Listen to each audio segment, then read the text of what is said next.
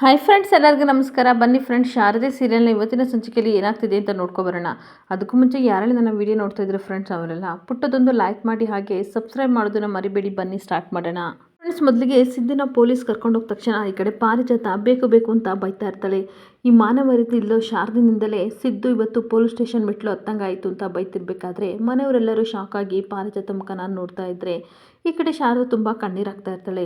ಮತ್ತೆ ಕೋಪ ಮಾಡ್ಕೊಂಡು ಬೇಕು ಬೇಕು ಅಂತ ಜ್ಯೋತಿಕನು ಸಹ ಬೈತಾ ಇರ್ತಾಳೆ. ಎಲ್ಲ ನಿನ್ನಿಂದಲೇ ಕಣೆ ಆಗಿದ್ದು, ನಿನಗೆ ಸ್ವಲ್ಪನೂ ಮಾನ ಮರ್ಯಾದಿಲ್ವಾ ಅಂತ ಅವಳು ಸಹ ಬೈತಾ ಇರ್ತಾಳೆ. ಅಲ್ಲ ಕಣೆ, ನಿನಗೇನು ಅನ್ಸಲ್ವಾ ಅಂತ ಈ ಕಡೆ ಉಗಿತಾನೂ ಇರ್ತಾಳೆ. ಬೇಕು ಬೇಕು ಅಂತ ಬೈತಾನೂ ಇರ್ತಾಳೆ. ಅವತ್ತು ಆ ನರಸಿಂಹನ ನೀನು ಅರೆಸ್ಟ್ ಮಾಡಲಿಲ್ಲ ಅಂದರೆ ಇವತ್ತು ನಮ್ಮ ಸಿದ್ದುನ ಅವರು ಕರ್ಕೊಂಡು ಹೋಗ್ತಾ ಇರಲಿಲ್ಲ. ಎಲ್ಲ ನಿನ್ನಿಂದಲೇ ಕಣೆ ಆಗಿದ್ದು, ನಿನಗೆ ನಾಚಿಕೆ ಆಗಲ್ವಾ? ಏನಂದರೂ ಸಹ ಹಂಗೆ ಅನ್ನಿಸ್ಕೊಂಡು ಇಲ್ಲೇ ಇದೆಯಲ್ಲ ಅಂತ ಬೈತಾ ಇರಬೇಕಾದ್ರೆ ಕಣ್ಣೀರು ಹಾಕ್ಕೊಂಡು ಶಾರದಾ ನಿಂತಿರ್ತಾಳೆ. ಅಷ್ಟೊತ್ತಿಗೆ ಸುಮಿತ್ರಾ ಹೇಳ್ತಾ ಇರ್ತಾಳೆ, ಅವಳಿಗೆ ಎಷ್ಟು ನೋವಾಗಿದೆ ಅಂತ ತುಂಬ ಚೆನ್ನಾಗಿ ಗೊತ್ತು. ನಮಗೆಷ್ಟು ಆಗಿದ್ದು ಅಷ್ಟೇ ನೋವು ಅವಳಿಗೂ ಆಗಿದೆ. ಇದಕ್ಕೇನಾದರೂ ಒಂದು ಸೊಲ್ಯೂಷನ್ನ ಫೈಂಡ್ ಔಟ್ ಮಾಡಲೇಬೇಕು ರೀ ಅಂತ ದಶರಥನಿಗೆ ಹೇಳ್ತಾ ಇದ್ರೆ, ಅಲ್ಲ ಮ್ಯಾಮ್, ಏನು ಸೊಲ್ಯೂಷನ್, ಇನ್ನು ಏನು ಸೊಲ್ಯೂಷನ್ನ ನೀವು ಫೈಂಡ್ ಔಟ್ ಮಾಡಬೇಕು ಅಂತ ಕೇಳ್ತಾ ಇರ್ತಾಳೆ. ಹಾಗೆ ಮತ್ತೆ ಹೇಳ್ತಾ ಇರ್ತಾಳೆ, ಅಲ್ಲ ಮಾಮ್, ಏನು ನೀವು ಇವಾಗಲೂ ಸಹ ಇವಳಿಗೆ ಸಪೋರ್ಟ್ ಮಾಡ್ತಿದ್ದೀರಾ ಅಂತ ಬೈತಿರ್ಬೇಕಾದ್ರೆ ಮುರುಳಿ ಹೇಳ್ತಾ ಇರ್ತಾನೆ, ಜ್ಯೋತಿಕೆ ಹೇಳ್ತಿರೋದು ಕರೆಕ್ಟ್ ಇದೆ. ಏನಾದರೂ ಕಷ್ಟಪತ್ತು ಅಂದರೆ ನನ್ನ ಮಗ ಯಾವಾಗಲೂ ಓಡೋಗಿ ಇವಳಿಗೆ ಸಹಾಯ ಮಾಡ್ತಾನೆ. ಶಾರದನಿಂದಲೇ ನನ್ನ ಮಗ ಈ ಕಡೆ ಪೊಲೀಸ್ ಸ್ಟೇಷನ್ ಮೆಟ್ಲು ಹತ್ತಂಗಾಗಿದ್ದು ಅಂತ ಬೇಕು ಬೇಕು ಅಂತ ಚೆನ್ನಾಗಿ ಬೈತಾ ಇರ್ತಾನೆ.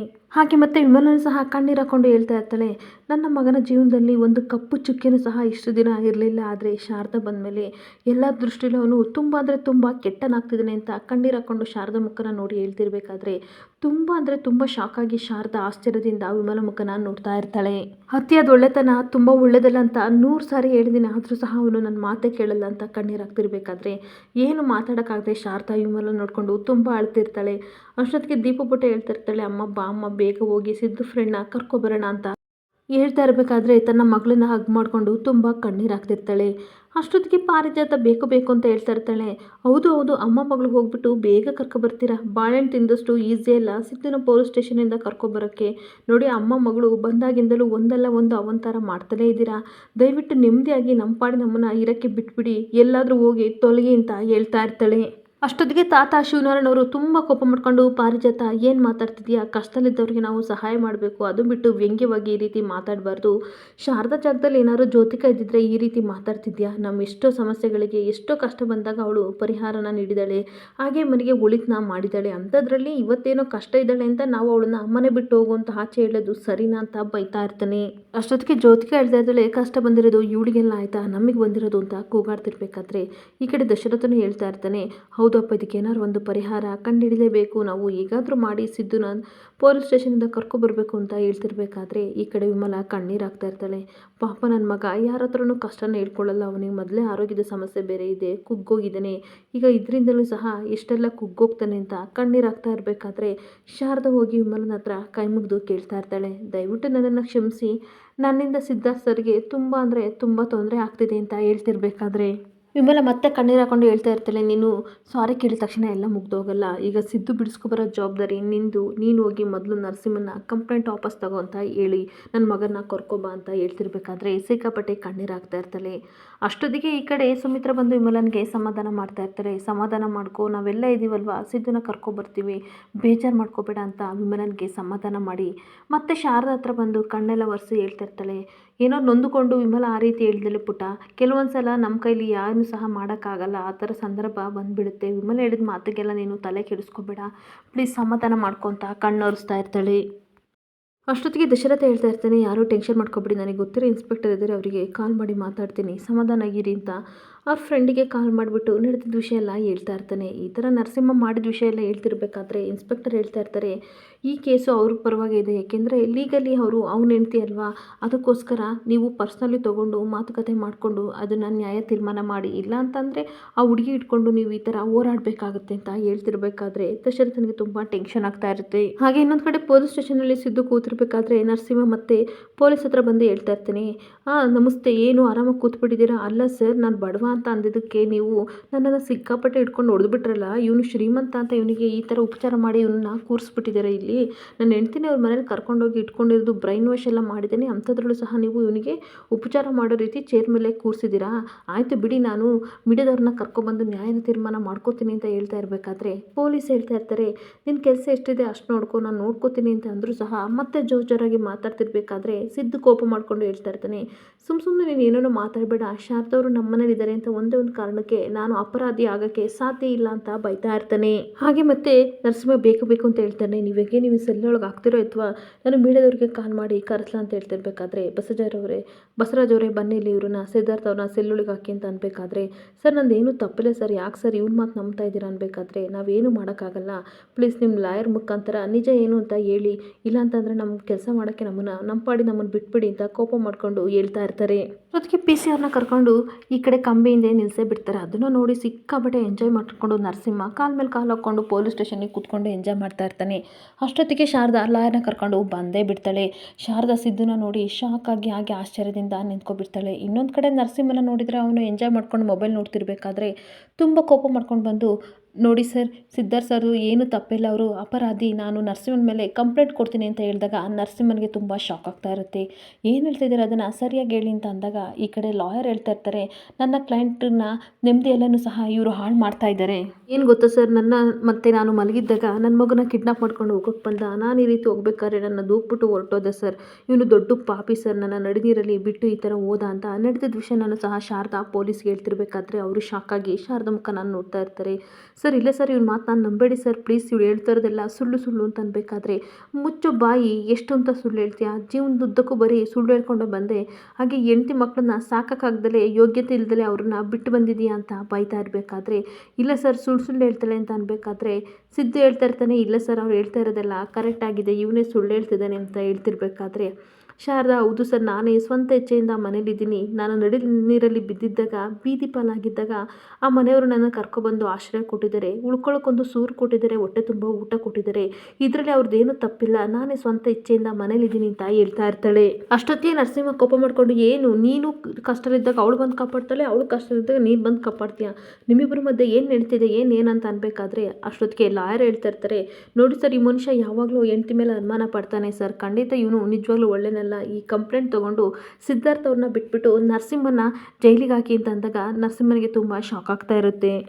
ಆಗ ನರಸಿಂಹ ಹೇಳ್ತಾ ಇರ್ತಾನೆ, ತೊಗೊಬಿಡಿ ಸರ್, ಕಂಪ್ಲೇಂಟ್ ತೊಗೊಬೇಡಿ, ಸುಳ್ಳು ಏನೇನೋ ಹೇಳ್ತಾ ಇದ್ದಾರೆ ಅಂದಾಗ, ಮುಚ್ಚಿರಿ ಬಾಯಿ, ನೀವು ಎಷ್ಟೆಲ್ಲ ಕಷ್ಟ ಕೊಟ್ಟಿದ್ದೀರಾ ಈ ಹುಡುಗಿಗೆ ಅಂತ ತುಂಬ ಚೆನ್ನಾಗಿ ಗೊತ್ತು, ಅಂಥದ್ರಲ್ಲಿ ಇದೆಲ್ಲ ಮಾಡ್ತಾ ಇದ್ದೀರಾ, ನೋಡಿ ಸರ್ ಇದು ಫ್ಯಾಮಿಲಿ ಮ್ಯಾಟ್ರು, ಡೈವರ್ಸ್ ಕೊಡಬೇಕು ಅಂತ ಹೊರಟಿದ್ದಾರೆ ಸರ್, ಇದನ್ನು ನಾವು ಕೋರ್ಟಲ್ಲೇ ತೀರ್ಮಾನ ಮಾಡೋಣ ಅನ್ಬೇಕಾದ್ರೆ ಏನು ನನಗೆ ಎದುರಿಸಿದ್ದೀರಾ ಅಂತ ಬೈತಾ ಇರ್ತಾನೆ. ಅಷ್ಟೊತ್ತಿಗೆ ನರಸಿಂಹ ಹೇಳ್ತಾ ಇರ್ತಾನೆ, ನನಗೆ ಗೊತ್ತಿಲ್ಲದ ಕೋರ್ಟು, ಅಲ್ಲೇ ಹೋಗಿ ನಾನು ಡಿಸೈಡ್ ಮಾಡ್ತೀನಿ ಅಂತ ಅಂದಾಗ ನಮ್ಮ ಲಾಯರ್ನ ಕರೆಸ್ತೀನಿ ಅಂತ ಹೇಳ್ತಾ ಇರ್ತಾನೆ. ಸರಿ ಆಯಿತು, ಕರ್ಸೋ, ನೀನು ಲಾಯರ್ನ ಕರೆಸು ಆಯಿತಾ, ನಿನ್ನ ಭಯದಿಂದ ಚಿಕ್ಕ ದೀಪು ಎದುರ್ಕೋತಾ ಇದ್ದಾಳೆ, ಕರ್ಸು ನೋಡೋಣ ಅಂತ ಅಂದಾಗ, ನೀನು ಯಾರು ಅದನ್ನು ಕೇಳೋಕ್ಕೆ, ನನ್ನ ಮಗಳು, ನನ್ನ ಇಷ್ಟ, ನೀನೇನಾಗಬೇಕು ಅಂತ ಕಿರ್ಚಾಡಿ ಲಾಯರ್ನ ಕರೆಸ್ತೀನಿ ಅಂತ ಹೊರಗಡೆ ಬಂದು ಪಾರಿಜಾತನಿಗೆ ಕಾಲ್ ಮಾಡ್ತಾ ಇರ್ತಾನೆ. ಪಾರಿಜಾತನಿಗೆ ಕಾಲ್ ಮಾಡಿ ಹೇಳ್ತಾ ಇರ್ತಾನೆ, ಅಲ್ಲ ರೀ, ಏನಾಗಿದೆ ನಿಮಗೆ, ಸಹಾಯ ಮಾಡ್ತೀನಿ ಅಂತ ಅಂದ್ಬಿಟ್ಟು ಈ ಕಡೆ ಶಾರದನ್ನ ಚೂ ಬಿಟ್ಟಿದ್ದೀರಾ, ನನಗೆ ಅದೆಲ್ಲ ಗೊತ್ತಿಲ್ಲ ಆಯಿತಾ, ಅವಳನ್ನು ಉಳಿಸ್ಕೊಳ್ಳೋಕ್ಕಾಗ್ದಲೇ ಇಲ್ಲಿ ಕಳಿಸಿದ್ರ, ಜೊತೆಗೆ ಲಾಯರ್ ಬೇರೆ ಕರ್ಕೊಬಂದು ಉಲ್ಟಾ ಹೊಡ್ತಿದ್ದಾಳೆ, ಇವಾಗ ಒಬ್ಬರು ಲಾಯರ್ನ ಕಳಿಸಿ ಇಮಿಡಿಯೇಟ್ಲಿ ಅಂತ ಅನ್ಬೇಕಾದ್ರೆ, ಸರಿ ನೀನು ಟೆನ್ಷನ್ ತೊಗೋಬೇಡ, ನಾನೊಬ್ಬರು ಲಾಯರ್ನ ಕಳಿಸ್ತೀನಿ ಅಂತ ಪಾರಿಜಾತ ಹೇಳ್ತಾ ಇರ್ತಾಳೆ. ಅಷ್ಟೊತ್ತಿಗೆ ಈ ಕಡೆ ಸಿದ್ದುನ ಕಂಬಿಯಿಂದ ರಿಲೀಸ್ ಮಾಡ್ತಾರೆ, ಲಾಯರು ಸಹ ಬರ್ತಾರೆ. ಅವಾಗ ಸಿದ್ದು ಹೇಳ್ತಾ ಇರ್ತಾನೆ, ಇಷ್ಟು ದಿನ ನಿನ್ನ ಸುಮ್ಮನೆ ಬಿಟ್ಟಿದ್ದೆ, ಇನ್ಮೇಲೆ ನಿನ್ನ ಕೋರ್ಟಲ್ಲಿ ನೋಡ್ಕೊತೀನಿ ಅಂತ ಅನ್ಬೇಕಾದ್ರೆ, ಏನಪ್ಪ ರಾಜ್ಕುಮಾರ, ನನಗೂ ನನ್ನ ಹೆಂಡತಿಗೂ ಡೈವರ್ಸ್ ಕೊಟ್ಟು ನೀನು ಮಜಾ ಮಾಡಬೇಕು ಅಂತ ಅಂದ್ಕೊಂಡಿದ್ಯಾ ಅಂತ ಅನ್ಬೇಕಾದ್ರೆ, ಹಿಡಿಯಟ್ ಅಂತ ಬೈತಾ ಇರ್ತಾನೆ. ಏನು ನನ್ನನ್ನೇನು ಬೈಯೋದು ಅಂತ ಅಂದಾಗ, ನಾನೇನು ಇರಬಾರ್ದನ್ನೆಲ್ಲ ಹೇಳಿದ್ನ, ಇರೋದನ್ನೇ ತಾನೇ ನಾನು ಹೇಳ್ತಿರೋದು ಅಂತ ನರಸಿಂಹ ಕೂಗಾಡ್ತಾ ಇರ್ತಾನೆ. ಹಾಗೆ ಬೆಳ್ಳಗಿದ್ದಾಳೆ, ಮಜಾ ಮಾಡೋಣ ಅಂತ ಅನ್ಕೊಂಡಿದ್ಯಾ ಅಂತ ಅಂದಾಗ ಒಡೆಯಕ್ಕೆ ಹೋಗ್ತಿರ್ಬೇಕಾದ್ರೆ ಅರ್ಧ ಕಡೆ ಲಾಯರ್ ಹೇಳ್ತಾ ಇರ್ತಾರೆ, ಸರ್ ಪ್ಲೀಸ್ ಸರ್ ಅರ್ಥ ಮಾಡ್ಕೊಳ್ಳಿ ಆಯ್ತಾ, ಏನು ಬೇಕು ಅಂತ ಟ್ರಿಗರ್ ಮಾಡ್ತಾ ಇದ್ದೀನಿ, ನೀವು ಕೈ ಎತ್ತಬೇಡಿ, ಆಮೇಲೆ ಕಾನೂನು ವಿರುದ್ಧ ಹೋಗ್ಬೇಕಾಗುತ್ತೆ ಅಂದಾಗ ಶಾರದನು ಸಹ ಇವನೊಬ್ಬ ದೊಡ್ಡ ಕೆಟ್ಟ ಹುಳ, ಅವನ ತಲೆಯಲ್ಲಿ ಯಾವಾಗಲೂ ಕೆಟ್ಟದಾಗಿ ಯೋಚನೆ ಓಡ್ತಾ ಇರುತ್ತೆ, ಇದಕ್ಕೆಲ್ಲ ತಲೆ ಕೆಡಿಸ್ಕೋಬೇಡಿ, ಬನ್ನಿ ಸರ್ ಹೋಗೋಣ ಅಂತ ಶಾರದಾ ಹೇಳ್ತಾ ಇರ್ತಾಳೆ. ಬನ್ನಿ ಸರ್ ನಾವು ಹೋಗೋಣ ಅಂತ ಅನ್ಬೇಕಾದ್ರೆ, ಓಹೋ ಏನು ಕಟ್ಕೊಂಡು ಗಂಡ ಇಲ್ಲೇ ಇರಬೇಕಾದ್ರೆ ಇನ್ಯಾವನ್ನ ಪ್ರೀತಿಯಿಂದ ಕರಿತಿದ್ಯಾ, ಚಿನ್ನು ರನ್ನ ಬಂಗಾರ ಅಂತ ಕರಿತಿದ್ಯಾ ಅಂತ ಅನ್ಬೇಕಾದ್ರೆ ತುಂಬ ಕೋಪ ಬರ್ತಾ ಇರುತ್ತೆ. ಅಷ್ಟೊತ್ತಿಗೆ ಸಿದ್ಧೆ ಹೇಳ್ತಾ ಇರ್ತಾನೆ, ಅವನು ಅರಿವಿಲ್ದ ನಾಲಿಗೆ ಏನು ಬೇಕು ಅದನ್ನೇ ಮಾತಾಡ್ತಾನೆ. ನೀವು ತಲೆ ಕೆಡಿಸ್ಕೋಬೇಡಿ, ಯಾವಾಗಲೂ ನಿಮ್ಮ ಜೊತೆ ನಾನು ಖಂಡಿತ ಇದ್ದೇ ಇರ್ತೀನಿ, ತಲೆ ಕೆಡಿಸ್ಕೋಬೇಡಿ ಶಾರದವ್ರೆ, ಬನ್ನಿ ಹೋಗೋಣ ಅಂತ ಹೋಗ್ತಾ ಇರಬೇಕಾದ್ರೆ ಶಾರದಾ ಗುರಾಯಿಸ್ಕೊಂಡು ನರಸಿಂಹನ ನೋಡ್ತಾ ಇರ್ತಾಳೆ. ಅಷ್ಟೊತ್ತಿಗೆ ನರಸಿಂಹ ಹತ್ರ ಬರಬೇಕಾದ್ರೆ, ನಿಮ್ಮ ನೆರಳಾಗಿ ನಾನು ಯಾವಾಗಲೂ ಇರ್ತೀನಿ, ಬನ್ನಿ ಶಾರದವ್ರೆ ಅಂತ ಶಾರದಾನ ಕರ್ಕೊಂಡು ಮನೆಗೆ ಬರ್ತಾನೆ.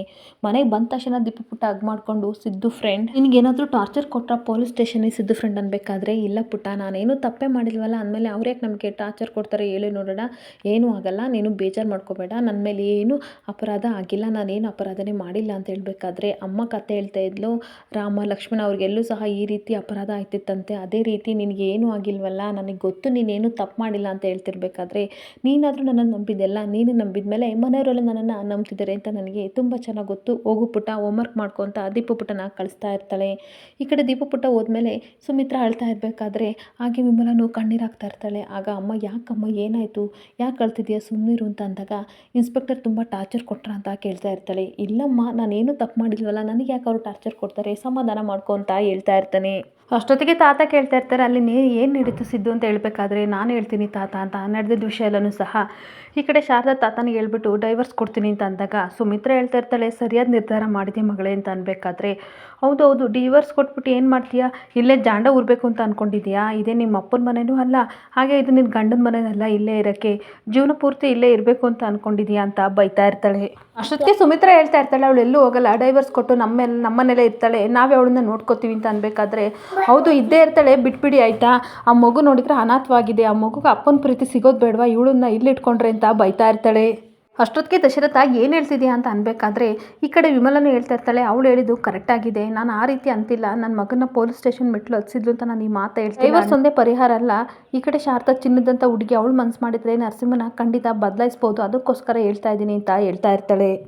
ಅಷ್ಟೊತ್ತಿಗೆ ಸಿದ್ಧ ಹೇಳ್ತಾ ಇರ್ತಾನೆ, ಅಮ್ಮ ಏನಮ್ಮ ಈ ರೀತಿ ಮಾತಾಡ್ತಾ ಇದ್ದೀರಾ, ಬದಲಾಗೋದಿದ್ರೆ ನರಸಿಂಹ ಇಷ್ಟು ವರ್ಷ ಬೇಕಿತ್ತ ಬದಲಾಗಕ್ಕೆ, ಶಾರದಾ ಅವ್ರಿಗೆ ಡೈವರ್ಸ್ ಅಗತ್ಯ ಇದೆ, ದೀಪ ಪುಟ್ಟ ಗತಿ ಏನು ಅಂತ ಹೇಳ್ತಿರ್ಬೇಕಾದ್ರೆ ಮುರಳಿ ಹೇಳ್ತಾ ಇರ್ತಾನೆ, ಇದು ನಿನಗೆ ಗೊತ್ತಾಗಲ್ಲ, ನಿನ್ನ ಪಾಡಿ ನೀನು ಇರು ಸಿದ್ದು ಅಂತ ಅನ್ಬೇಕಾದ್ರೆ, ಈ ಕಡೆ ಶಾರದಾ ಕೈ ಮುಗಿದು ಕೇಳ್ತಾ ಇರ್ತಾರೆ, ದಯವಿಟ್ಟು ನನ್ನನ್ನು ಕ್ಷಮಿಸಿ, ನನ್ನಿಂದ ಇವತ್ತು ಪೊಲೀಸ್ ಸ್ಟೇಷನ್ ಮೆಟ್ಲು ಹತ್ತೋ ಹಾಗಾಯ್ತು, ನೀವು ದಯವಿಟ್ಟು ನನ್ನನ್ನು ಕ್ಷಮಿಸಿ, ಇಷ್ಟು ದಿನ ನಾನು ಡೈವರ್ಸ್ ಕೊಡಬೇಕೋ ಬೇಡವೋ ಅಂತ ಗೊಂದಲದಿದ್ದೆ, ಯಾವ ಅಧಿಕಾರದಿಂದ ಅವ್ನು ನನ್ನನ್ನು ಚಲಾಯಿಸ್ತಿದ್ನೋ ಇನ್ಮೇಲೆ ಆ ಅಧಿಕಾರನೇ ಕಿತ್ಕೋತೀನಿ ಅಂತ ಹೇಳ್ತಾ ಇರ್ತಾಳೆ. ಅಷ್ಟೊತ್ತಿಗೆ ಪಾರಿಜಾತ ಹೇಳ್ತಾ ಇರ್ತಾಳೆ, ಡೈವರ್ಸ್ ವಿಷಯ ಬಿಡು, ಡೈವರ್ಸ್ ಆದಮೇಲೆ ಏನು ಮಾಡ್ತೀಯಾ, ಎಲ್ಲಿಗೆ ಹೋಗ್ತೀಯಾ ಅನ್ಬೇಕಾದ್ರೆ, ಈ ಕಡೆ ತಾತ ಬೈತಾ ಇರ್ತಾರೆ, ನೀನು ಬಾಯಿ ಮುಚ್ಕೊಂಡು ಸ್ವಲ್ಪ ನಿಂತ್ಕೋತೀಯಾ, ಕನಿಹಾರ ನೀನು ತೋರೋದೇನು ಬೇಡ, ಅವಳಿಗೆ ಏನು ಮಾಡಬೇಕು ಎತ್ತು ಮಾಡಬೇಕು ಅಂತ ನಮಗೆ ತುಂಬ ಚೆನ್ನಾಗಿ ಗೊತ್ತಿದೆ, ನೀನು ಬಾಯಿ ಮುಚ್ಕೊಂಡು ನಿಂತ್ಕೊಂಡ್ರೆ ಅಷ್ಟೇ ಸಾಕು ಅಂತ ಹೇಳ್ಬಿಟ್ಟು, ನೋಡಿಸಿದ್ದು ಡೈವರ್ಸ್ ಆಗೋವರೆಗೂ ನೀನು ಶಾರದಾ ಜೊತೆನೇ ಇರಬೇಕು ಅಂತ ಹೇಳಿದಾಗ ವಿಮಲನ್ಗೆ ತುಂಬ ಶಾಕ್ ಆಗ್ತಾ ಇರುತ್ತೆ.